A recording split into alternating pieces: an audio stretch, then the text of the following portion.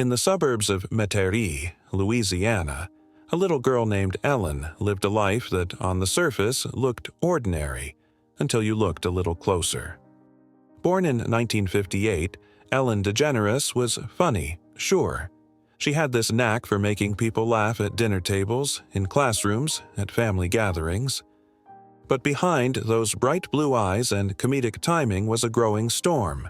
Her parents' divorce at age 13 was her first taste of life's cruelty. What followed was even more devastating. Her stepfather's abuse, a truth she kept buried for years.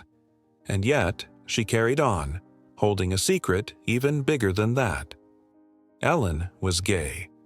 And in the 1970s America, being gay didn't just make you different, it made you invisible, or worse, hated.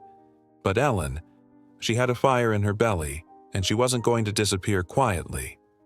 At age 21, Ellen's world shattered. Her beloved girlfriend, a woman she'd loved in silence, was killed in a tragic car accident. That single moment, heartbreak fused with grief, drove Ellen into a spiral of pain and introspection. With barely any money, no fame, and nowhere to go, she lay on a flea-infested mattress in a tiny apartment, staring at a hole in the ceiling. And from that grief, something extraordinary emerged. A monologue. A piece of comedy so raw, so deeply human, that it would one day land her on Johnny Carson's stage. But in that moment, Ellen didn't know that. All she had was pain and a dream. Determined to turn her sorrow into something meaningful, Ellen began performing stand-up in small coffee shops and grimy comedy clubs. She was broke, living paycheck to paycheck, eating ramen noodles, sometimes sleeping in her car. But every joke, every awkward pause followed by a burst of laughter, was fuel. Her style was clean, observational, different. And slowly the world began to notice. In 1986, she made history as the first female comedian invited by Johnny Carson to sit on his couch after her set. That night wasn't just a performance, it was a signal to the world. Ellen DeGeneres was a name you wouldn't forget. By the early 90s, Ellen had landed her own sitcom. Ellen. She was charming, lovable, the girl next door with perfect timing. But while the world fell in love with her character, Ellen herself was still living a lie. Behind the scenes, she was battling fear, anxiety, and a choice that could end everything she'd built. In 1997, after years of secrecy, Ellen made a bold, history-making decision. She came out, not just in real life, but as her character on national television. "I'm gay," she said, both on screen and off. It was the first time a lead character had come out on TV. The moment was powerful, groundbreaking, and then the backlash came. Coming out didn't liberate her career. It nearly obliterated it. Within a year, her sitcom was canceled. Hollywood turned its back. Sponsors vanished. Audiences withdrew. Ellen went from America's sweetheart to a name many networks wouldn't touch. For 3 long years, she didn't work. Depression gripped her. Doors slammed in her face. Talk show hosts mocked her. Radio hosts attacked her. She was labeled too controversial. But Ellen wasn't broken. She was bruised, yes, disheartened. But inside, the fire still burned. In 2003, 6 years after being shunned, Ellen did something no one expected. She returned, not as a sitcom character, but as herself. The Ellen DeGeneres Show premiered, and it was magic. She danced, she laughed, she made the world laugh again. But more than that, she healed us.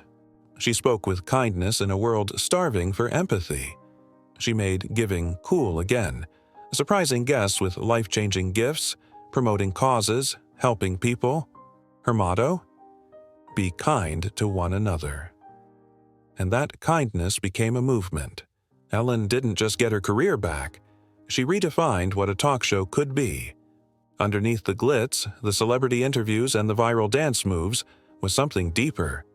Ellen used her platform to transform lives, from paying off student debt to reuniting military families, From giving struggling moms new homes to spotlighting unheard voices, Ellen became the Oprah of a new generation.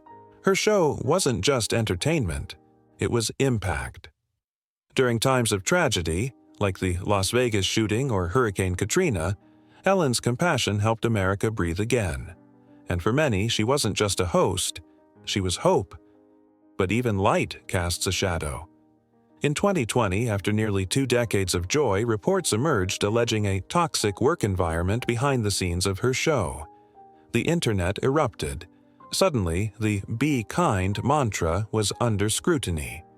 Ellen once again found herself at the center of public criticism. But this time, she didn't hide. She addressed it, apologized, took responsibility, made changes. It was a painful chapter, but it reminded us. Ellen was human, flawed, but trying. And in that effort, there was courage. In 2022, after 19 seasons and over 3,000 episodes, the Ellen DeGeneres show ended. But the legacy, that lives on. Ellen made it okay to be different. She gave LGBTQ+ kids someone to look up to. She taught a divided nation the power of laughter.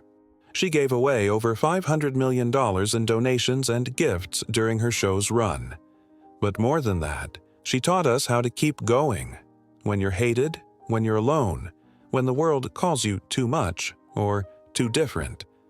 Ellen DeGeneres didn't just host a show. She changed television, she changed culture, and she changed lives. So here's the question. What will you do with your pain? Ellen could have stayed quiet, safe, small, but she didn't. She dared to speak. She dared to live. And in doing so, she carved a path for millions. Maybe you're watching this at 50, 60, or 70 years old, thinking your best days are behind you. But Ellen was over 40 when she launched her talk show. She was nearly 50 when she changed the world. It's never too late. The laughter, the legacy, the love, it's still waiting to be shared. If Ellen could rise again and again, so can you. Like, share, subscribe, and remember, be kind, be brave, be you.